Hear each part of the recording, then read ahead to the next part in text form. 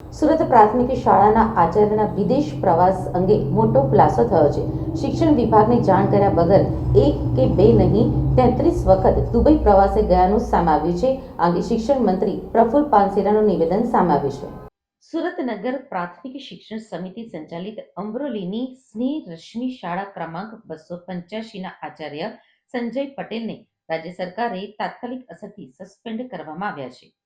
આચાર્ય સંજય પટેલ શિક્ષક તરીકેની ફરજ દરમિયાન શિક્ષણ વિભાગને જાણ કર્યા વગર બિન અધિકૃત રીતે વેપાર અર્થે 33 વખત દુબઈ પ્રવાસે ગયા હતા. રાજ્ય સરકારે આચાર્ય સંજય પટેલ વિરુદ્ધ લીધેલા ત્વરિત પગલાંના સંદર્ભે શિક્ષણ રાજ્યમંત્રી શ્રી પ્રફુલભાઈ પાનસેરિયાએ જણાવ્યું હતું કે આજે સુરત તેમજ અન્ય જિલ્લાના શિક્ષકો 3 મહિના કે 6 મહિનાથી વધુમાં વધુ રજાઓ પર રહી વિદેશમાં કે અન્ય જગ્યાએ બિઝનેસ અથવા તો નોકરી કરી રહ્યા હોય એવા 2 શિક્ષકો છે. અમરોલીની શાળાના આચાર્ય સંજય પટેલ પોતાની ફરજની સાથે દુબઈમાં વ્યાપાર કરતા હોય આ શિક્ષકને તાત્કાલિક સસ્પેન્ડ કરવાની સૂચના આપી છે. આચાર્ય સંજય પટેલ યુએઈના રેસિડન્સ વિઝા ધરાવે છે અને દુબઈમાં બિઝનેસ કરતો હોવાથી અવારનવાર માંદગીના બહાને કે અન્ય સત્તાનો દુરુપયોગ કરી દુબઈ પ્રવાસ કરે છે. કોસાડ આવાસમાં આવેલી સ્કૂલ નંબર 285માં સંજય પટેલ આચાર્ય તરીકે ફરજ બજાવે છે. સુરતમાં સરકારી સ્કૂલના આચાર્ય સંજય પટેલે સ્કૂલનું કામ છોડી વ્યાપાર કરતા હોવાની ફરિયાદ મળી હતી. દુબઈમાં વેપાર કરતા હોવાથી વારંવાર દુબઈ જતા હોવાની ફરિયાદ મળી હતી. વર્ષ 2023માં 33 વખત દુબઈ પ્રવાસ કર્યો હોવાની પણ માહિતી મળી છે. આચાર્યને અપહરણકારોએ ઢોરમાર માર્યો હોવાની પોલીસમાં ફરિયાદ બાદ આ આખો કેસ સામે આવ્યો છે. નોટિસ આપતા અકસ્માતનું બહાનું કાઢીને હાલ આચાર્ય મેડિકલ લીવ ઉપર ઉતર્યા છે. કોઈ પણ શિક્ષક કે આચાર્ય વિદેશ પ્રવાસ કરે તો ફરજિયાત સંબંધિત અધિકારીને એનઓસી લઈ જાણ કરવાની હોય છે. આચાર્ય સામે મળેલી ફરિયાદને લઈને તેને રૂબરૂ ખુલાસા માટે નોટિસ આપી છે. દુબઈ ફરવા ગયા હશે તો પાસપોર્ટ ઉપર સિક્કાના પુરાવા પણ લેવામાં આવશે. જાણ કર્યા વગર કે ગેરરીતિપૂર્વક વારંવાર રજા ઉપર જતા હોવાની ફરિયાદને લઈને સઘન તપાસ શરૂ કરાઈ છે. સંજય પટેલના દુબઈ પ્રવાસના છેડા અમદાવાદમાં નોંધાયેલી અપહરણની ફરિયાદ સાથે જોડાયેલા છે. સંજય પટેલે અમદાવાદમાં ફરિયાદ આપ્યા બાદ દુબઈ પ્રવાસનો ભાંડો ફૂટ્યો છે. આ કેસમાં અમદાવાદ મણિનગરમાં ઓફિસ ધરાવતા શખ્સે નિકોલના વ્યક્તિ સાથે મળી આચાર્ય સંજય પટેલની ઓળખાણ મારફતે દુબઈમાં જ રહેતા અને એક ધારાસભાના ભત્રીજાને ઉછીના 3.50 કરોડ અપાવ્યા હતા. ધારાસભ્યના ભત્રીજાએ સમયસર પૈસા પરત ન કરતા શખ્સોએ સંજય પટેલે મણિનગર બોલાવી વિવિધ સ્થળો પર ગોંધી રાખી માર માર્યો હતો.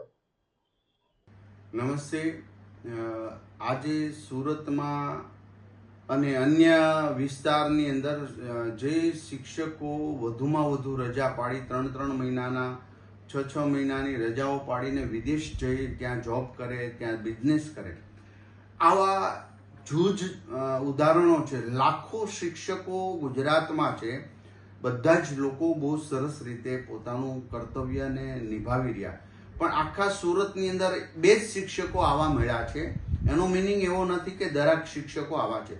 આ શિક્ષકને મેં અત્યારે જ સુરતના સંજય જે શિક્ષક છે, દુબઈ બિઝનેસ કરતો હતો અને અહીંયા શાળા રેડી રહેતી હતી.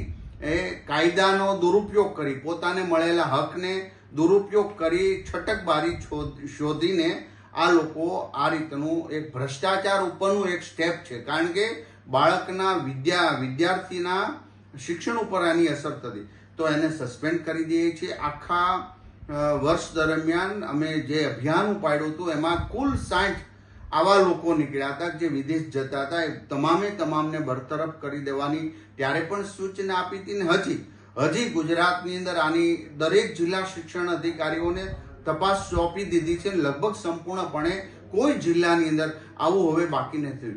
ત્યારે જ્યારે ઘણીવાર એક શિક્ષક ભૂલ કરે તો હજારો શિક્ષકો પર એની અસર નહીં થવી જોઈએ. કારણ કે નાના ગામોમાં આ ગુરુજનો ખૂબ સારી મહેનત કરી રહ્યા છે.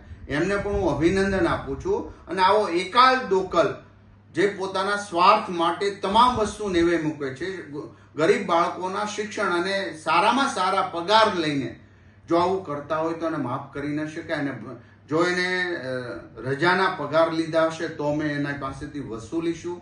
અમે એસીબીમાં પણ કેસ કરવા માટે થતો હોય તો શાસનાધિકારીને સૂચના આપી છે અને તત્કાલ આજે એને સસ્પેન્ડ કરવાના મેં આદેશ કર્યા છે. અસ્તુ. તપાસ કેવી રીતે કરી રહ્યા છો? અમે જે ફરિયાદ પ્રાપ્ત થઈ છે કે શિક્ષક એટલે પ્રિન્સિપાલ છે જે શાળાના પરમિશન વગર વિદેશ પ્રવાસ કરી રહ્યા છે, તો એ બાબતે અમે પ્રાથમિક રિપોર્ટ મેળવ્યો છે અને હવે એની ઉપર અમને કારણદર્શક નોટિસ આપી છે અને એમને જવાબ રજૂ કરવા માટે એમને તક આપી હતી. ત્યારબાદ એમને રૂબરૂ સુનાવણી માટે પણ બોલાવ્યા હતા અને હાલમાં તેઓ મેડિકલ લીવ ઉપર છે. એમનું કંઈ અકસ્માતથી કંઈ જાણવા મળ્યું છે. અચ્છા સાહેબ, વારંવાર દુબઈ જતા હતા કે વિદેશ પ્રવાસ જતા હતા ત્યારે એનઓસી લઈને જતા હતા ને એ બાબતે તમને કોઈ માહિતી હતી ખરી? કોઈ પણ સરકારી કર્મચારી હોય વિદેશ પ્રવાસ જવા માટે એમને ફરજિયાતપણે એનઓસી લેવાની હોય છે.